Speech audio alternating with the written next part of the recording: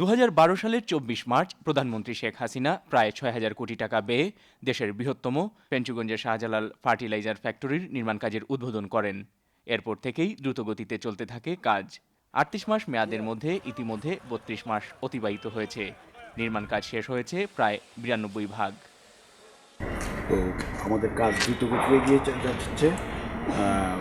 আশা করি কোনো সমস্যা নেই। আমরা স্থানীয় সাংসদেরও প্রচুর সহযোগিতা পাচ্ছি। আশা করি সব কিছু আমাদের শেষ হবে।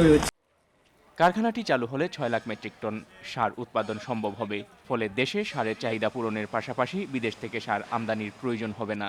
জাতীয় সংসদের panel speaker MP Mahmuduzzaman Chowdhury শুক্রবার সকালে ফেঞ্চুগঞ্জ শাহজালাল সার কারখানার অফিসার্স হোস্টেলের ভিত্তিপ্রস্তর স্থাপন শেষে সাংবাদিকদের এই তথ্য জানান।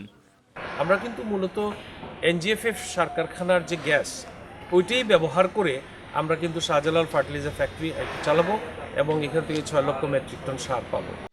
প্রধানমন্ত্রী শেখ হাসিনার আন্তরিকতার কারণে আধুনিক এই সার কারখানাটি প্রতিষ্ঠা করা সম্ভব হচ্ছে জানিয়ে মাহমুদুজ্জামান চৌধুরী বলেন, প্রধানমন্ত্রী আগামী জুন মাসে এই সার কারখানা উদ্বোধন করবেন বলে তিনি আশাবাদী।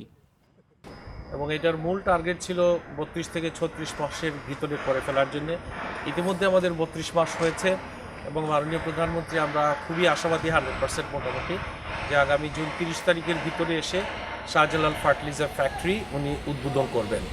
এই প্রতিষ্ঠানে সিলেটের স্থানীয় লোকদের কোটা যাতে বজায় থাকে সে চেষ্টাও চালিয়ে যাবেন বলে জানান Mahmuduzzaman Chowdhury MP.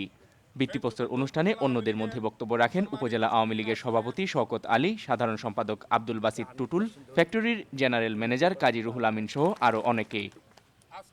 Moinuddin Manju, channel S news, Sylhet.